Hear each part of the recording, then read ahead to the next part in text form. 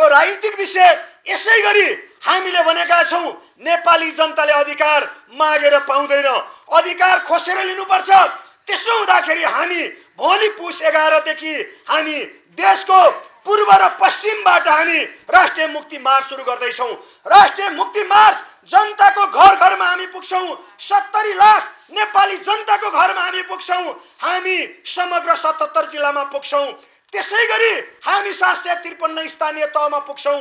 त्यसै गरी हामी 6743 वडा स्तरसम्म पुग्छौँ। गाउँ गाउँ टोल टोलसम्म हामी राष्ट्रिय मुक्ति मार्च अभियानलाई हामी पुर्याउँछौँ। राष्ट्रिय मुक्ति क्रान्तिको नारालाई हामी जनताको बीचमा पुर्याउँछौँ। जनताहरूको बीचमा हामी जागरण पैदा गर्छौँ। जनताहरूको बीचमा हामी जान्छौँ र सङ्गठित गर्छौँ उहाँहरूलाई। त्यहाँ गएर जनताका दुश्मनहरूको विरुद्ध हामी सङ्घर्ष गर्छौँ र हामी अन्ततः नेपाली जनताको सबै प्रकारका सङ्कटको समाधानको निम्ति केन्द्रीय राज्य सत्ता देशैभरिबाट समग्र नेपाली जनतालाई आन्दोलनको लागि अपिल गर्छौँ र समग्र नेपाली जनता सङ्घर्षको लागि तयार रहन्छन्, सङ्घर्षमा उत्रिन्छन् र दलाल संसदीय राज्य व्यवस्थालाई ध्वस्त गरेर हामी जनताको राज्य व्यवस्था निर्माण गर्ने त्यो अभियानलाई हामी अगाडि बढाउँछौँ। यो सन्देश भोलिदेखि गाउँ गाउँमा जान्छ। भोलिदेखि सुदूर पूर्व र सुदूर पश्चिमबाट यो अभियान सुरु हुन्छ। हामी यही विषय तपाईहरुलाई जानकारी गराउँ भनेर हामी यो पत्रकार सम्मेलन गर्दैछौँ। कमरेडहरू, पत्रकार मित्रहरू, त्यसो हुँदाखेरि आज समग्र रूपमा नेपालको स्थिति कहाँ पुग्यो? नेपाल एक प्रकारले आज सबै प्रकारले नवौपनिवेशिक साम्राज्यवादले यहाँ चाहिँ जरा गाडेको छ। त्यहाँ हस्यप उसको यहाँ चाहिँ एउटा खालको पपेट एरिया बनाउँदैछ। त्यसो हुँदाखेरि आज जनताको हातमा केही पनि छैन। आज स्रोत र साधनहरू, आज समग्र अर्थतन्त्र केही मुठ्ठीभरको मान्छेको हातमा केन्द्रित हुँदै गइराखेको छ। समग्र यहाँका सबै चिजहरूबाट जनता कड्दै गइराखेका छन्। त्यसले गर्दा हामी भन्छौँ साँच्चै राष्ट्रिय मुक्ति मार्च यो एउटा कोसेढुङ्गा साबित हुनेछ। यो ऐतिहासिक बन्नेछ। राष्ट्रिय मुक्ति मार्चले सबै प्रकारका यी दलाल शासकहरूलाई सुनामीको रूपमा राष्ट्रिय मुक्ति मार्चले त्यो परिस्थिति निर्माण गर्नेछ र त्यसले बगाइदिनेछ। आज मान्छेलाई लाग्न सक्छ होइन यो के सम्भव होला त? तर हामी भन्छौँ तपाईहरुको बीचमा हामी यहाँ संकल्प गर्न आएका छौँ।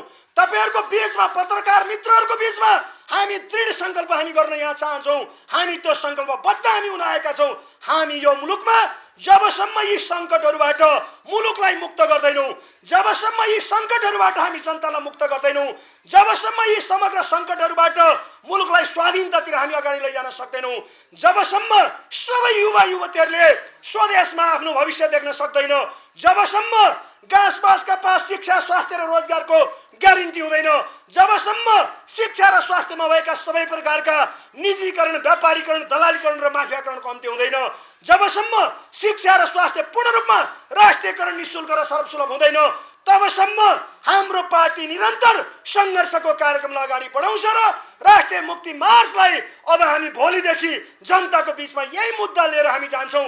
राष्ट्रिय मुक्ति क्रान्तिलाई जनताको बीचमा हामी स्थापित गर्छौँ। जनताको दिल दिमागमा राष्ट्रिय मुक्ति क्रान्तिको बिउ हामी रोप्छौँ र नेपाललाई हामी स्वाधीन गराउँछौँ। राष्ट्रिय मुक्ति क्रान्ति मार्फत नेपालमा जनवादी क्रान्तिको कार्यभार समेत हामी पुरा गर्दै समग्र रूपमा विदेशी उत्पीडनबाट समेत नेपाललाई मुक्त गर्दै मुलुकलाई स्वाधीन र समाजवादी गणतन्त्र नेपाल हामी नेपालमा पदार्पण गर्छौँ र त्यसपछि हामी सबैले आफ्नो भाग्य र भविष्यको सुनिश्चित भएको त्यो अनुभूति गर्न पाउने त्यो राज्य व्यवस्था हामी निर्माण गर्छौँ।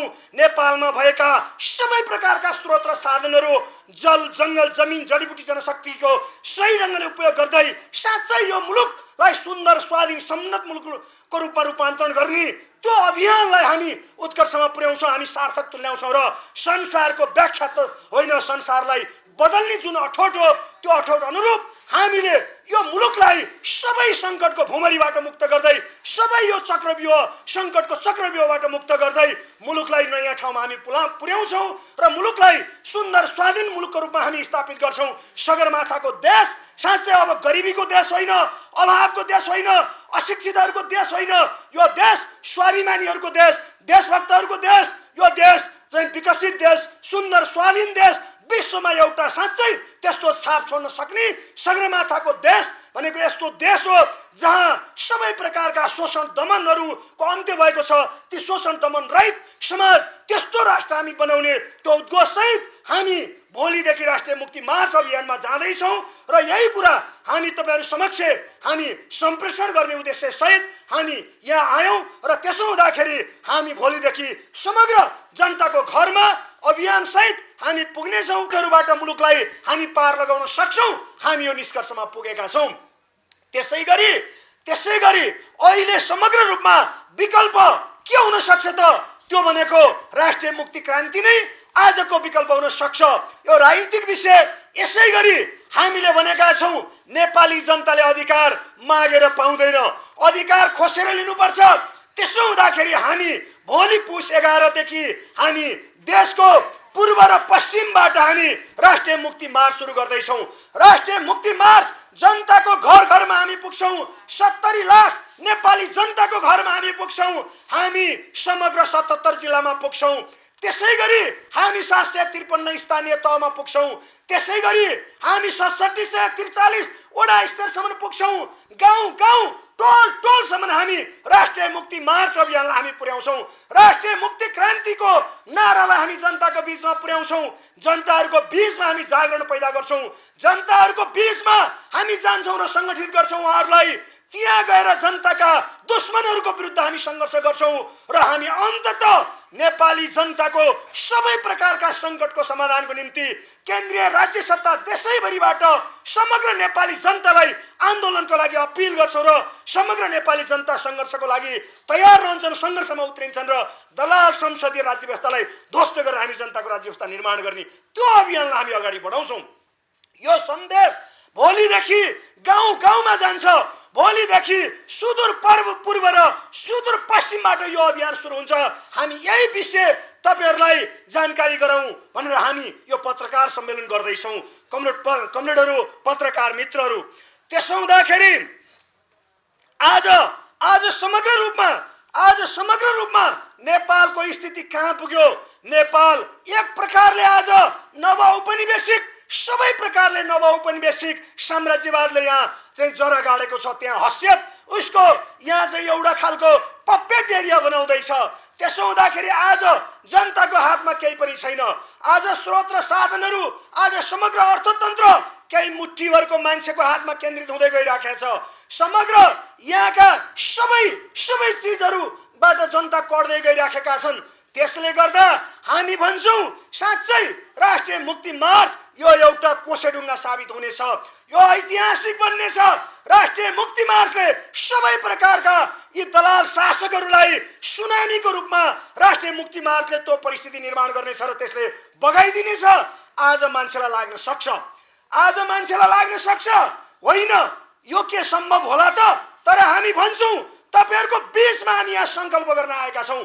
तपाईहरुको बीचमा, पत्रकार मित्रहरूको बीचमा हामी दृढ संकल्प हामी गर्न यहाँ चाहन्छौँ। हामी त्यो संकल्पबद्ध हामी हुन आएका छौँ। हामी यो मुलुकमा जबसम्म यी सङ्कटहरूबाट मुलुकलाई मुक्त गर्दैनौँ, जबसम्म यी सङ्कटहरूबाट हामी जनतालाई मुक्त गर्दैनौँ, जबसम्म यी समग्र सङ्कटहरूबाट मुलुकलाई स्वाधीनतातिर हामी अगाडि लैजान सक्दैनौँ, जबसम्म सबै युवा युवतीहरूले स्वदेशमा आफ्नो भविष्य देख्न सक्दैन, जबसम्म गाँसबासका पास शिक्षा, स्वास्थ्य र रोजगारको ग्यारेन्टी हुँदैन, जबसम्म शिक्षा र स्वास्थ्यमा भएका सबै प्रकारका निजीकरण, व्यापारीकरण, दलालीकरण र माफियाकरणको अन्त्य हुँदैन, जबसम्म शिक्षा र स्वास्थ्य पूर्ण रूपमा राष्ट्रियकरण, निःशुल्क र सर्वसुलभ हुँदैन, तबसम्म हाम्रो पार्टी निरन्तर सङ्घर्षको कार्यक्रमलाई अगाडि बढाउँछ र राष्ट्रिय मुक्ति मार्चलाई अब हामी भोलिदेखि जनताको बीचमा यही मुद्दा लिएर हामी जान्छौँ। राष्ट्रिय मुक्ति क्रान्तिलाई जनताको बीचमा हामी स्थापित गर्छौँ।